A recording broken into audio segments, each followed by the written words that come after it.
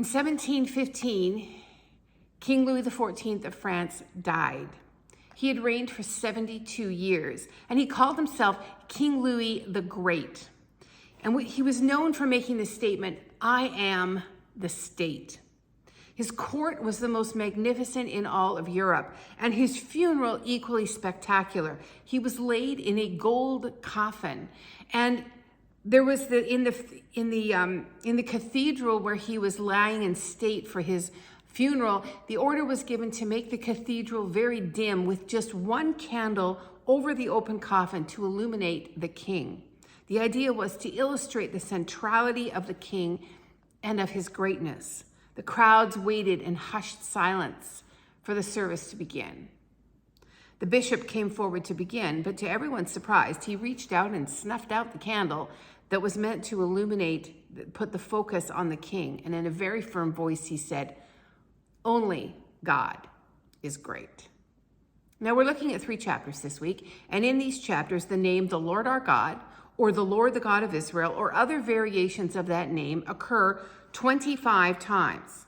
The name Lord or the name God separately appear several more times. In this section, the focus is entirely on God and his greatness. We're in Joshua chapter 22 to start with. The land has had rest, and the allotment of territory is complete. And now Joshua calls to him the 2.5 tribes who have land on the other side of the Jordan. And I'm just going to read a few verses from chapter 22, starting in verse 3. "For a long time now, to this very day, you have not deserted your fellow Israelites, but have carried out the mission the Lord your God gave you. Now that the Lord your God has given them rest as he promised, return to your homes in the land that Moses, the servant of the Lord, gave you on the other side of Jordan. But be very careful to keep the commandment and the law that Moses, the servant of the Lord, gave you, to love the Lord your God, to walk in obedience to him, to keep his commands, to hold fast to him, and to serve him with all your heart and with all your soul." Now, this has been a long commitment on the part of the soldiers from these tribes on the Transjordan side. The wars had taken over 5 years, and then there was the allocation of the land. But these tribes have done everything that the Lord commanded, and now Joshua blesses them and says it's time to go home. As they're traveling home, they come to a place near the Jordan in a place called Galiloth, and they decide to build a huge, imposing altar there. The rest of the Israelites hear about this and are very upset. They gather to go to war against their brothers from these tribes. But thankfully, they decide to ask some questions before they just strike out. They send a man from each tribe to go to the Transjordan tribes and to ask, "How could you do this? How could you break faith with the Lord like this?" The Canaanite tribes have assumed something. They think that the Transjordan tribes are rejecting the tabernacle of the Lord, which is where they are supposed to worship God. They assume this altar is built for the purpose of worship in place other than the tabernacle. They do not inquire of the Lord about what is happening or what to do. But as I said, it's a good thing. They decided not to shoot first and ask questions later. The Transjordan tribes instantly deny that they are rejecting the Lord. Let's pick up at verse 22. "The mighty one, God the Lord, the mighty one, God the Lord, he knows. And let Israel know, if this had been in rebellion or disobedience to the Lord, do not spare us this day. If we have built our own altar to turn away from the Lord and to offer burnt offerings and grain offerings, or to sacrifice fellowship offerings on it, may the Lord himself call us to account." And they go on to explain that they are afraid that the other tribes in the future would say that the Transjordan tribes have no part in the Lord because they don't live with the other tribes in Canaan. This altar was not built for sacrifice, but as a witness to these tribes that they too belong to the Lord, that they worship God in his sanctuary. And the Canaanite tribes are happy with this explanation, and they go on home. Let's drop down to the middle of verse 31. "Today we know that the Lord is with us because you have not been unfaithful to the Lord in this matter. Now you have rescued the Israelites from the Lord's hand." And then down to 34.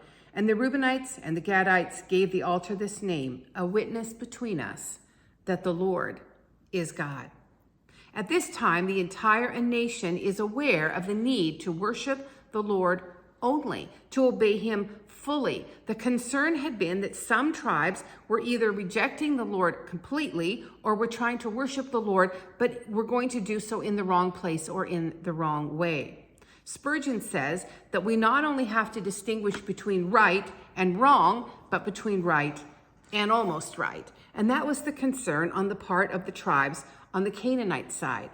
The unity and protection of the nation depended on their right worship of God. God's people are to worship God rightly. Maybe you wonder if the Transjordan tribes had a legitimate concern. Well, they did. Natural barriers often result in division in other ways. There's a reason that phrase "from the wrong side of the tracks" exists, because there is a desirable side of the barrier and there is an undesirable side. These tribes worried that in the future, the other tribes would say they did not belong to Israel because they were from the wrong side of the river, and that excluded them from worship of the Lord. There are two potential or actual problems here. First, the concern was that the Transjordan tribes were maybe not worshiping God rightly. Maybe almost right, but not fully right. And that's a correct concern. It's a risk for us as well. Where are you guilty of being almost right in your walk with God? Maybe you're doing pretty well in lots of ways. You go to church and you serve sometimes.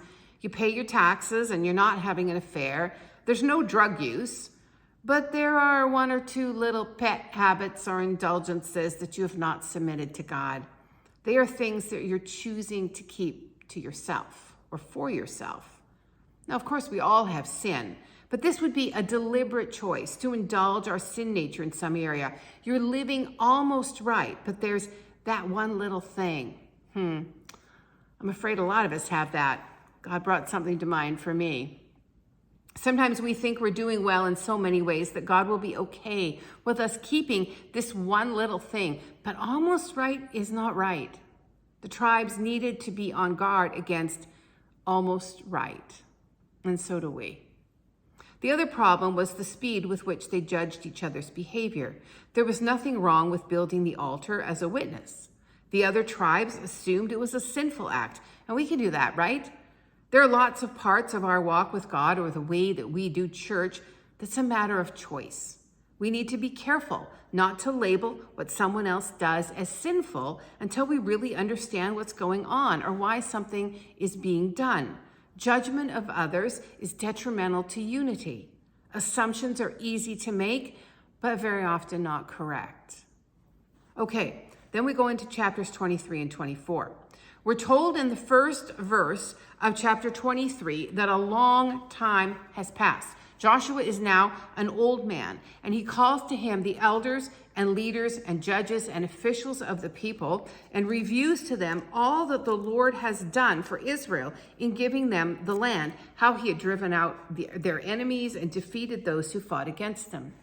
Joshua knows that the tribes have not driven out all of those who lived in the land before they came. So he reminds them of the commands of the Lord for him. Chapter 23, starting in verse 6. Be very careful. Be careful to obey all that is written in the book of the law of Moses without turning aside to the right or the left. Do not associate with these nations that remain among you. Do not invoke the name of their gods or swear by them. You must not serve them or bow down to them, but you are to hold fast to the Lord your God as you have until now. Joshua calls the people to faithfulness and reminds them that if they are faithful to the Lord, he will bless them and fight for them as he had promised. And that's one of the major themes of the Old Testament. It reminds us over and over that giving God his rightful place and worship is the route to blessing. For Israel, these blessings are tied to the land and to physical things. For us, the blessings are spiritual, but the truth remains. Those who obey the Lord are blessed, and those who are not faithful to the Lord have that blessing withdrawn. God pronounced to Israel that the withdrawal of his blessing would be specifically here the loss of his protection. Those people who remained among them were going to be the primary source of temptation and unfaithfulness. If Israel turns away from the Lord and intermarries with these people and turns to their gods, they will become snares and traps for the people, whips for their backs and thorns for their eyes, it says. The Lord will no longer drive out their enemies. They will perish from the land the Lord has just finished giving to them. Joshua knows the end of his life is coming. He wants the best for them in the future. He reminds them that just as the Lord has kept every promise to them, so too he will fulfill every judgment he has pronounced if they turn away from him. And so I'm going to read now down on verse 16. If you violate the covenant of the Lord your God, which he commanded you, and go and serve other gods and bow down to them, the Lord's anger will burn against you, and you will quickly perish from the good land he has given you. The conversation in chapter 23 has been with the leaders. Joshua knows that as the leaders go, so too often go the people. He has tried to direct the leaders to be faithful, for they have significant influence. In chapter 24, he calls the entire nation to him, and they present themselves before the Lord. And Joshua then speaks to the people in much greater detail of the way the Lord has led them and provided for them. He starts all the way back with the call of Abraham. He goes through the Exodus from Egypt and how God brought them across the Red Sea. He reminds them of the defeat of the Amorites. He retells how Balaam was hired to curse Israel and could not curse them. He reviews the defeat of Jericho and of the Canaanite nations that God drove out. And then let's pick up reading in chapter 24 in the middle of verse 12. You did not do it with your own sword or bow. So I gave you the land in which you did not toil, and cities you did not build, and you live in them and eat from the vineyards and olive groves that you did not plant. See, this is all the Lord. He is the hero of the entire story. It was all what he has done. He is worthy of worship because of his greatness, and worthy of obedience because what he has done. In verse 14, there's another call to obedience, and this time it's said to the entire nation. Joshua says, yes, you do have a choice here. You can choose another god, or multiple gods if you want. And then he repeats the choice that he himself and his family have made. As for me and my household, he says, we will serve the Lord. And the people give back an instant response and affirmation. We will serve the Lord, they say. Now, this sounds like the answer Joshua would have wanted to hear, but his response seemed odd. He says, you can't. You're not able to do it. And there will be consequences to it if you fail. He is holy, and he will not let your sin go unpunished. He is a jealous God. Now, that might need a little bit of an explanation. The jealousy of God is kind of an offensive idea in our minds, and certainly human jealousy is bad. In fact, the Bible calls it sin in most places. Human jealousy is envy. It is driven by selfishness and hurt pride and anger. Love turns to such things as stalking or enmity or even murder. Love is replaced by this anger or this envy and hatred. God's jealousy is not like that. 2 Corinthians 11:2 speaks of a godly jealousy. God's jealousy is angered love, but it stays love. The love remains. This is love that wants the best for the one that is loved. It is love that is fighting to keep in the relationship. As Tim Keller says, it is love fighting extinction. It is love that stays committed to that crumbling relationship and works to get the relationship back. It is his desire for a marriage-like relationship in which he wants our exclusive love. Tim Keller says, too, this jealousy of God calls for priority, fidelity, and intimacy. To fight for this relationship, God will deal with unfaithfulness by withdrawing his blessing as a call to return. He will bring an end to Israel, if he must, in order to deal with their rebellion. The people respond to Joshua's warning by saying again, no, we will serve the Lord. And Joshua says that their words then are a witness against them as to the choice they have made. He instructs them to get rid of any idols they have and yield their hearts to the Lord. He makes a covenant for the people. He sets up a memorial stone for the people and says it will be a witness against them if they fail to obey the Lord. Joshua has now finished all of his responsibilities to the nation as their leader. He has been highly successful, not because he was a great military genius, but because he pointed the people to the Lord always, and he led by example. He obeyed the Lord himself. And so Joshua died at the age of 110 and was buried in his inheritance in Timnath-Serah. And chapter 24, verse 31 gives us the epitaph of his life.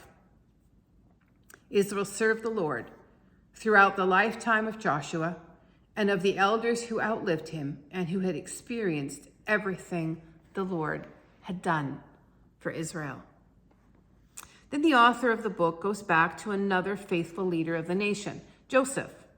Joseph had been buried in a coffin in Egypt. He was a royal official and given a royal burial, but he left instructions regarding his remains with the nation. Joseph had a firm belief in the promises of God. He knew that God was going to take the nation out of Egypt and give them Canaan. So he commanded the people of Israel to take his bones with them when they left Egypt. And they did. They had carried the bones of Joseph through the wilderness for 40 years and continued to cart them around as they conquered the land. And now the bones of Joseph were buried in Canaan. They were buried in a piece of land his father Jacob had bought for 30 pieces of silver. And this piece of land was now in the territory of Joseph's descendants. And finally, the last verse of the book is about the death of another faithful follower of the Lord. Eleazar, the son of Aaron, and the high priest of the nation, died. His son Phinehas became high priest after him. Joseph, Joshua, and Eleazar had all been highly successful leaders of the people because they pointed people to the Lord. They all recognized the greatness of God and worshiped him for his greatness. God alone is worthy to be worshiped. Sometimes Israel and sometimes we take the point of view that we can line up a whole bunch of gods and take our pick. Buddha, Krishna, a pile of money, the sun or the moon, pick one. But imagine lining up a bunch of, say, carvings of cats, carved out of wood. Some are painted, some are not. One's curled up in a basket, one's wearing a funny little hat on his head. And you line them all up in a row. But at the end of the row of wooden cats sits a living male lion in full health and maturity, shaking his mane and roaring. There's no comparison between the little carvings of cats and the living lion. There's no comparison between the carved idol or the pile of money with the living, all-powerful God. His great deeds, his power and holiness, his complete otherness makes him totally unique, and it makes him alone worthy of worship. Idolatry is to settle for the lesser, to settle for the carved cat wearing the silly hat instead of the living lion, for the idol of an elephant or for a dead man instead of for the living God. What are you settling for? What small thing are you or I grasping onto as the substitute for the living God in some way? Why settle for so little when we have access to the Almighty God who's willing to fight our battles for us? I don't know about you, but it's really easy to admire Joshua after spending all these weeks in his life. He was an amazing leader, highly successful. He succeeded right to the end. But Joshua would not want us to admire him. He would want us to notice God, to admire and worship him for his greatness, for his power, to obey him, to remember and live as if he alone is worthy of worship. Revelation 15, 3b and 4 says, "Great and marvelous are your deeds, Lord God Almighty. Just and true are your ways, King of the ages. Who will not fear you, O Lord, and bring glory to your name? For you alone are holy. All nations will come and worship before you, for your righteous acts have been revealed. What lesser thing are we settling for? Only God is worthy of our worship and praise. Pointing others to him is what makes our life a success.